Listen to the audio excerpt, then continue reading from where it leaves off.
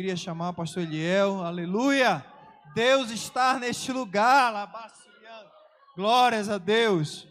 Nós vamos ouvir agora também, continuar ouvindo a voz do Senhor através da mensagem. Pastor Eliel, um dos pastores ali em Vargem Bonita, da nossa igreja, estive lá pregando há 2 semanas atrás, uma bênção. Eu tenho certeza que Deus irá falar contigo também nessa noite, através do seu servo. Pai, te agradecemos pela vida do teu servo, o pastor Eliel. Usa-o poderosamente, Senhor, como uma ferramenta muito afiada em tuas mãos. Usa a sua instrumentalidade, eu te peço, em no nome santo de Jesus. Amém. A paz do Senhor, igreja. Glória a Deus. Aproveitando que os irmãos estão em pé, por gentileza, abram as vossas Bíblias na segunda carta que Paulo escreveu à igreja de Corinto, capítulo de número 12 e o verso 15. Segunda aos Coríntios, capítulo 12, verso 15. Enquanto vocês estão abrindo aí, eu sei que nós temos a projeção, e isso é muito bom, que nos dá a uniformidade na leitura, e particularmente eu gosto muito da leitura congregacional, gosto de ouvir a voz de muitas águas na leitura da palavra. Eu louvo a Deus por esta oportunidade, pastor Marcelo Pantoja, toda a equipe de obreiros, agradeço a vocês e a toda a igreja e ao Senhor por esta oportunidade de estar aqui à frente da igreja para compartilhar a palavra do Senhor. Vamos ler todos juntos, meus irmãos, este verso 15 que está aí, para que todos possamos ler em uniformidade. Vamos usar a versão que está sendo projetada. Leiamos: eu de boa vontade me gastarei e ainda me deixarei gastar em prol da vossa alma. Se mais vos amo, serei menos amado. Uma vez mais, por favor. Eu de boa vontade.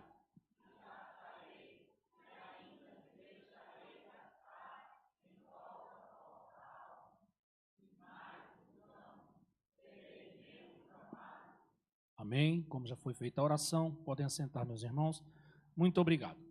Glória a Jesus. Então, nós estamos neste março missionário e nós temos este objetivo, este propósito de refletirmos a respeito da obra do Senhor e das questões que a envolve, né? E as questões, eu tenho repetido isso algumas vezes que nós temos visitado as nossas igrejas e dito também ali na nossa própria congregação ali em Vargem Bonita, que a obra missionária, ela não é a obra de um departamento da igreja, ela não é a responsabilidade de um grupo que é muito voltado para esse serviço, que gosta, que é apaixonado por isso dentro da igreja. A obra missionária, ela é obrigação da igreja do Senhor, e nós somos a igreja do Senhor. Portanto, a obra missionária, ela é obrigação de todos nós, porque quando Jesus, ele dá uma ordem, né? Então, quando ele deu uma ordem, ele não estava fazendo um pedido, fazendo uma sugestão, ele deu uma ordem, né? Ele disse: vão, preguem, ide, pregai. Então, ele está dando uma ordem, um modo verbal aí, é claro, é uma ordem. Então, não resta outra alternativa a nós como igreja do Senhor, a não ser cumprir. Afinal, eu disse que a igreja é se ele é o Senhor, nós somos os. Servo não questiona, servo obedece. Como dizem por aí, né, especialmente na caserna, manda quem pode, obedece quem tem juízo. E quem não tem juízo é quem quer se arvorar contra a ordem do Senhor. Portanto, meus irmãos, fazer a obra do Senhor, fazer a obra missionária é fazer a obra do Senhor, é cumprir uma ordem dele e é nossa obrigação, portanto. Amém? Então, dentro deste março missionário, nós precisamos ter isto em mente. E nós podemos nos envolver ou nós podemos nos comprometer. Eu sempre me lembro de uma história que eu li, um relato no livro Onde Estão 7.000 que Não Se Dobraram, do pastor Davi Botelho, da Missão Horizontes, quando ele faz um breve relato, e tinha uma chargezinha ali naquele livro, em que um general do exército americano na Guerra do Golfo, em 92, foi visitar as suas tropas, e ele falando a respeito de envolvimento e de comprometimento, ele fez uma ilustração falando com aqueles soldados, que tinham pessoas que estavam envolvidas com aquela guerra, muita gente envolvida com aquela guerra, mas que aqueles soldados estavam comprometidos com a guerra. E aí alguns ficaram olhando sem entender muito bem qual seria a diferença entre envolvimento e comprometimento. Então ele usou uma ilustração. Ele fez a ilustração usando o café da manhã, pelo menos é o que a gente vê nos filmes, né, do café da manhã do americano, que tem ovo, que tem bacon, e ele disse que a galinha, ela se envolveu com o processo, mas o porco, ele se comprometeu, porque a galinha apenas botou um ovo, saiu fazendo o seu alarde e está tudo certo. O porco não. Depois de ofertar a sua parte para o café da manhã, não se ouviu mais a voz do porco. Ele estava morto. Ele estava comprometido. E você hoje? Você não precisa morrer por isso. Alguém já morreu. Mas qual o seu grau de relacionamento com a obra missionária? Você está envolvido ou você está comprometido? Aí a gente volta aqui para o texto que a gente leu e a gente vai pensar também a respeito do tema geral deste março missionário. Porque Paulo, ele estava retornando, agora escrevendo uma carta, mas ele estava planejando retornar mais uma vez a uma das igrejas que ele plantou, a igreja de Corinto, uma igreja que deu muito trabalho a Paulo, uma igreja cosmopolita, uma igreja que tinha uma múltipla faceta, era uma igreja que tinha muitas características que estavam interligadas com as características da sociedade na qual ela foi plantada. Claro, a igreja ela é um retrato da sociedade onde ela está, e a sociedade corintiana, ou coríntia, era uma sociedade que tinha aquelas características ali de possuir um envolvimento cultural muito forte, uma comunidade também muito envolvida com o paganismo. E isso foi tão forte ao ponto dessa questão entrar para dentro da igreja e outras questões também, até questões morais. E Paulo escreve à igreja dos Coríntios que ela tinha sido uma igreja que estava tendo uma certa complacência com o pecado. O problema, segundo o que a gente percebe Paulo falar, não é que houve o pecado. Claro que isso era um problema, mas maior que o problema do pecado dentro da igreja foi a conivência da igreja com o pecado. E Paulo, ele fala rigidamente, duramente com aquela igreja, e ele discipula, ele disciplina, ele orienta, ele ensina, ele visita, ele planeja visitar novamente, mas a igreja estava ali com aqueles problemas. Era uma igreja pujante, uma igreja vibrante, uma igreja espiritual que transbordava nos dons, mas era uma igreja que estava falhando num aspecto muito importante. Porque sem os dons espirituais, você pode chegar ao céu. Mas tem uma coisa do Espírito que você não tem como transigir. É o fruto. Era uma igreja que tinha todos os dons espirituais, mas não estava produzindo o fruto do Espírito. Os dons espirituais é aquilo que o Espírito Santo faz através de você. Mas o fruto do Espírito é aquilo que ele faz em você. E o que ele faz através de você não te leva para lá. Não te leva para lá. E Jesus foi muito claro. Naquele dia, muitos dirão: Senhor, em teu nome fizemos e acontecemos. E ele lhes dirá: não vos conheço, apartem-se de mim. Mas agora o fruto do Espírito não, que é o resultado da obra dele em nós. Aí sim, nós chegamos lá. E a igreja de Corinto, então, era uma igreja que estava repleta dos dons espirituais, mas ela estava falhando em produzir os frutos dignos de arrependimento.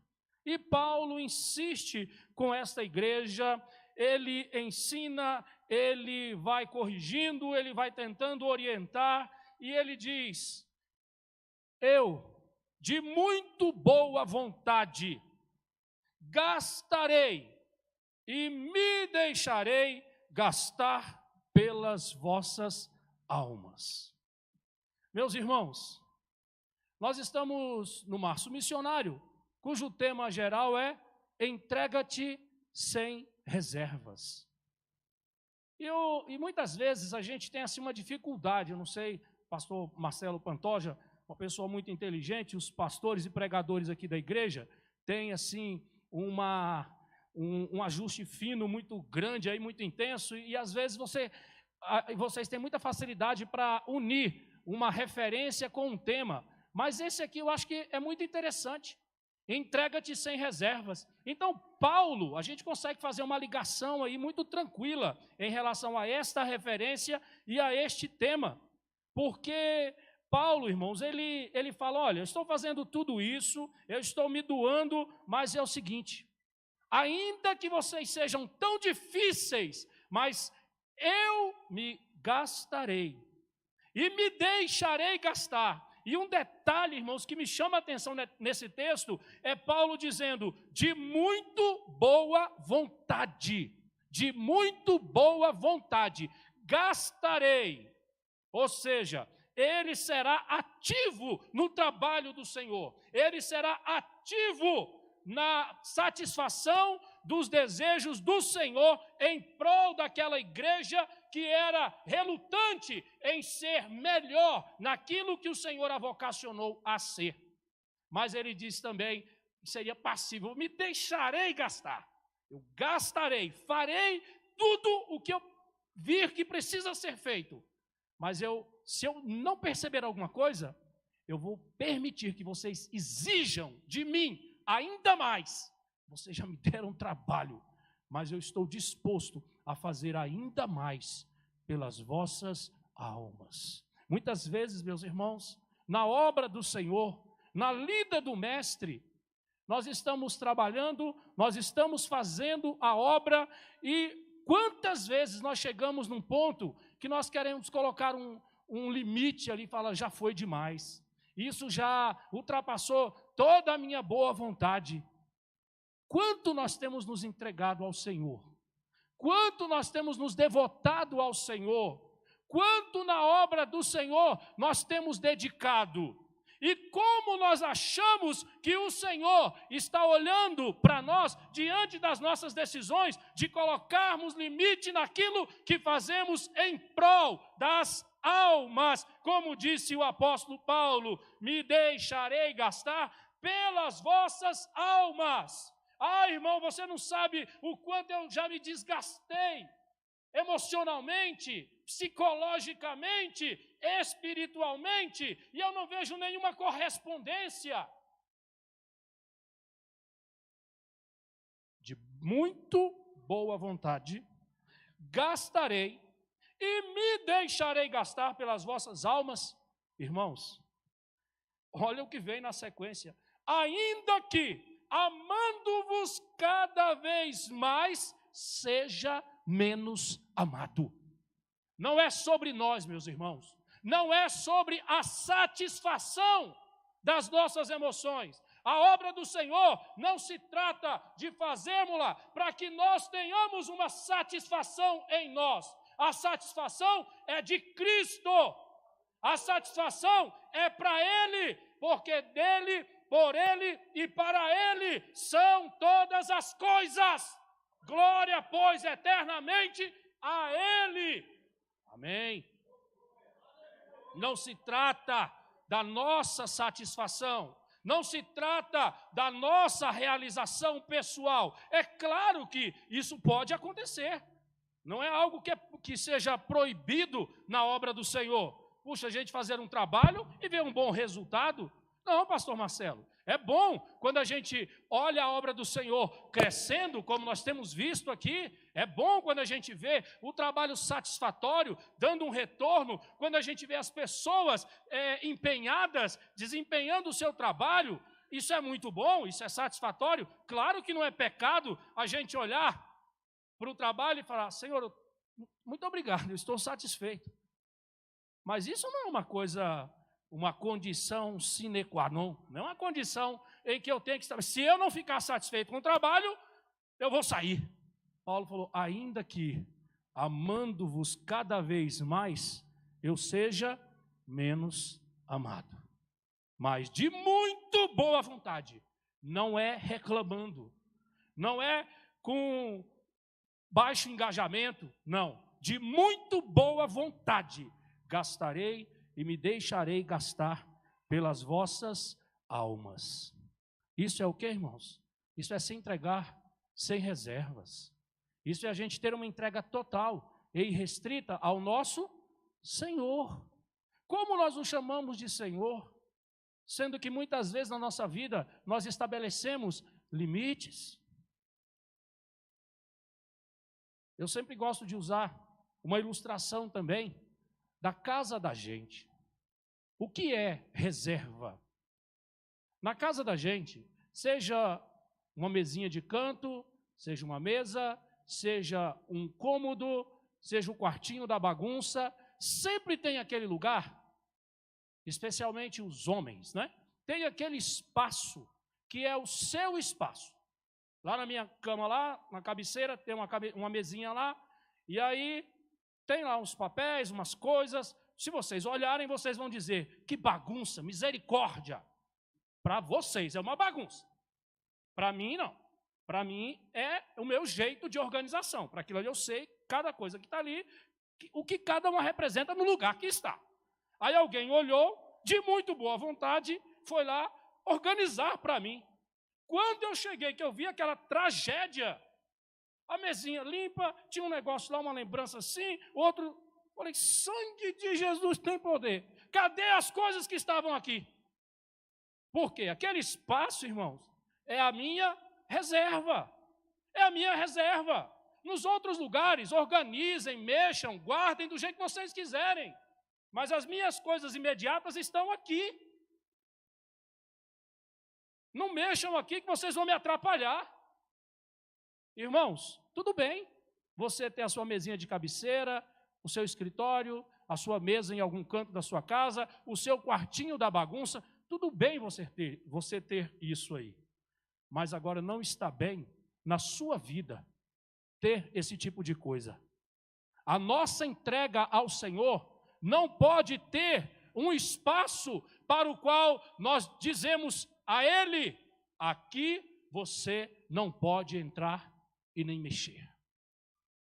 Porque senão, meus irmãos, sempre haverá restrições na nossa vida. Nós nunca estaremos entregues sem reservas quando nós deixarmos algum setor da nossa vida, ou nós acharmos que algum setor da nossa vida deve estar imune à ação do Senhor. Não, meus irmãos. A nossa vida, ela está aberta diante dele. Todas as coisas estão nuas e patentes diante daquele a quem haveremos de prestar contas. Então, meus irmãos, na obra do Senhor, nós precisamos nos entregar sem reservas, porque senão, jamais nós teremos condições de fazer o que Paulo fez aqui, de muito boa vontade, mesmo que sendo menos amado, ou mais, se ele trabalhasse mais, se doasse mais, fosse menos amado, mesmo que amando mais, se entregando mais, se doando mais, ele fosse menos amado. Mas como ele entregou-se sem reservas, nós vamos nos lembrar que quando da sua conversão, um certo profeta recebeu a incumbência de orar por ele, uma vez que ele estava cego. E quando ele soube quem era, ele falou, não, Senhor, não, de forma nenhuma. Aí o Senhor fala para ele, Ananias, relaxa, guerreiro. Esse aí para mim é um vaso escolhido. E ele vai ver agora quanto importa sofrer pelo meu nome. E um dia, numa reunião de oração, um outro profeta pega o cinto e ele diz assim, homem de Deus, profeta Ágabo, pega o cinto e fala, o dono desse cinto, levanta no meio da reunião de oração, o dono desse cinto, o Senhor está dizendo a ele, que se ele for a Jerusalém, ele será preso. O dono do cinto fala, o cinto é meu. O cinto é meu. Paulo, o cinto é meu. E eu estou pronto não somente a ser preso, mas até a morrer pelo nome do Senhor. Isso é o que, meus irmãos? Entrega-te sem reservas. Ainda que, amando cada vez mais, fosse menos retribuído. Não se trata da nossa retribuição, da nossa satisfação. Nunca foi, não é e nunca será sobre nós. É sobre Ele, que é o dono da obra. Qual a dificuldade, meus irmãos, de nós entendermos isto? Qual a dificuldade de nós entendermos o que significa quando nós fechamos os nossos olhos e cantamos essas belas canções e pronunciamos esse vocativo aí, Senhor, Senhor? Para nós entendermos que quando nós estamos dizendo isso, estamos nos colocando na posição de servos. E que servos somos nós, que queremos fazer as coisas ao nosso bel prazer? Não é bom, meus irmãos, não é bom que seja assim.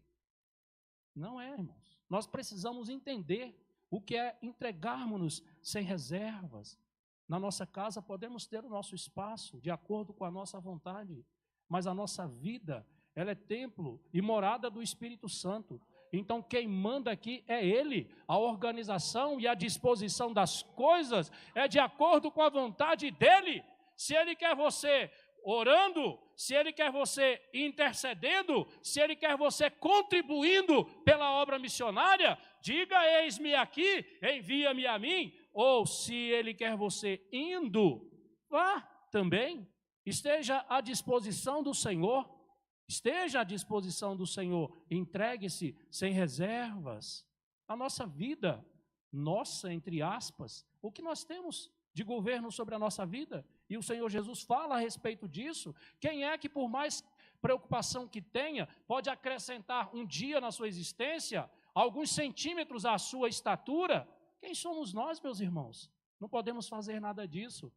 Então, por que nós queremos resistir a entregarmos ao nosso Senhor?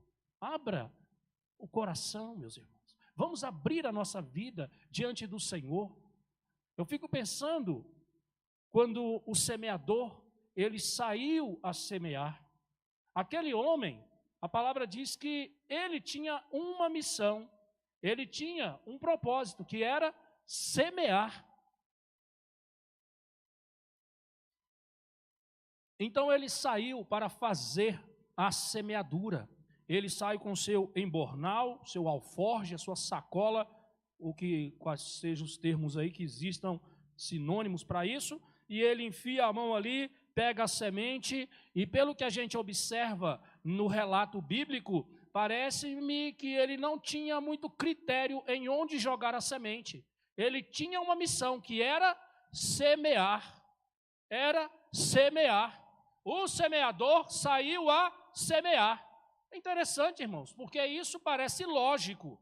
É um semeador, então ele tem que fazer o quê? Semear.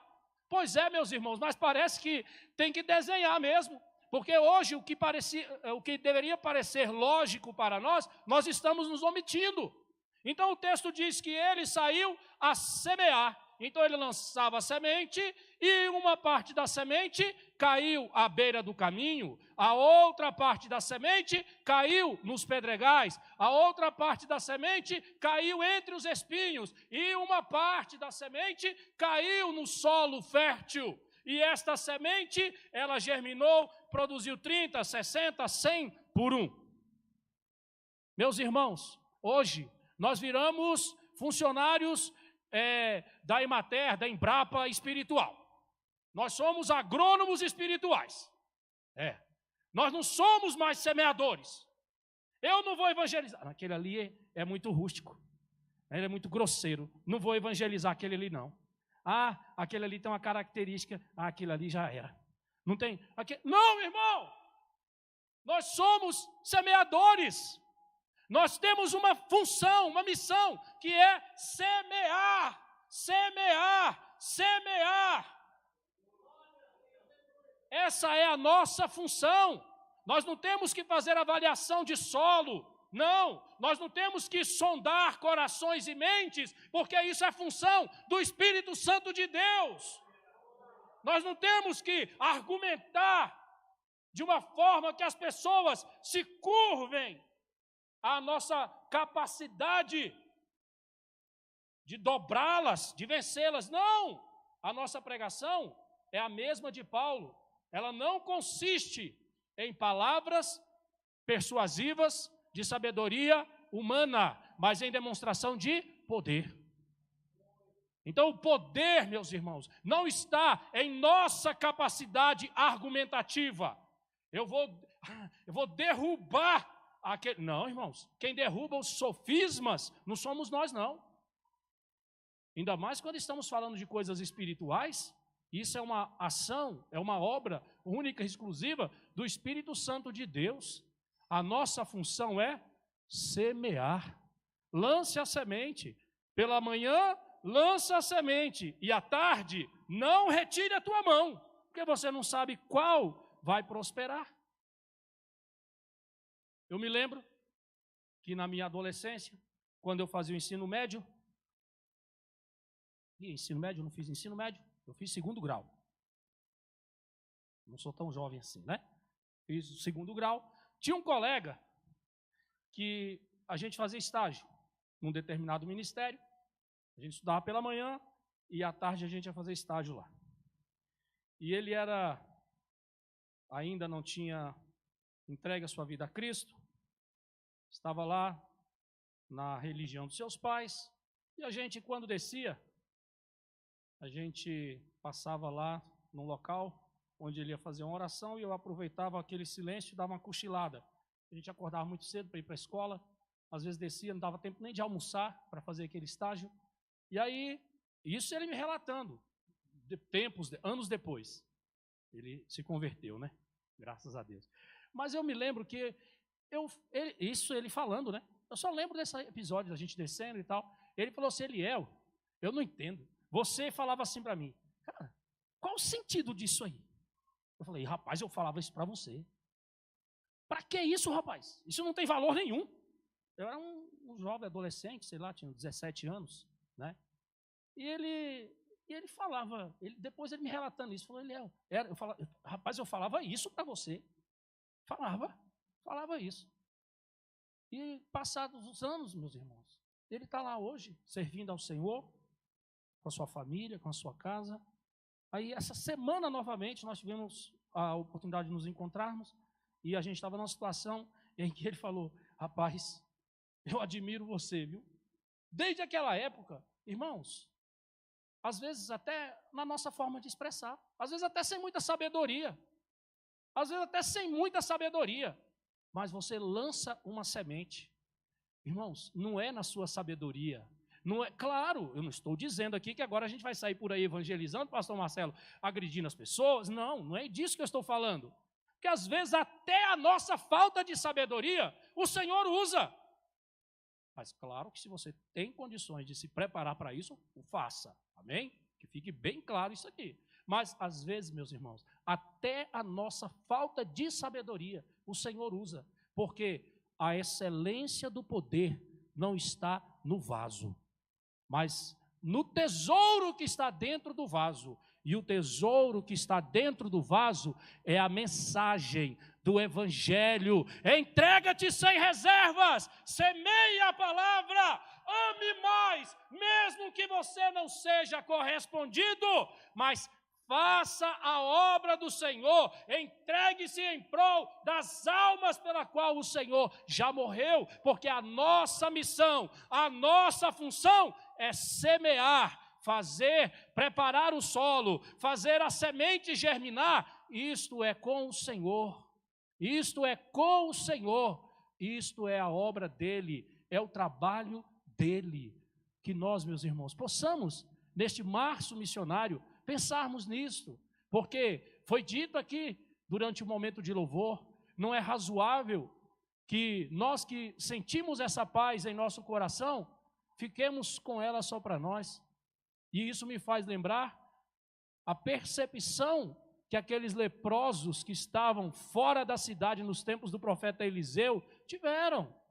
Quando o exército assírio estava ali acampado, cercando a cidade, e a cidade já numa situação tremenda de miséria e fome, por causa do cerco que já estava asfixiando todo o sustento daquela cidade, e de repente 3 leprosos que já estavam proscritos para lá, eles foram no acampamento, tiveram uma ideia, brilhante ideia, foram no acampamento, chegaram no acampamento do exército inimigo, olharam uma barraca vazia, outra barraca vazia, e falaram, isso deve ser alguma cilada, isso é alguma armadilha. E de repente eles continuam olhando e falaram, não tem ninguém aqui não.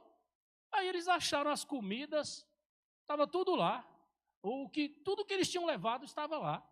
E aí, meus irmãos, eles começaram a comer e a satisfazer a sua necessidade. De repente eles, eita, hoje é dia de boas novas.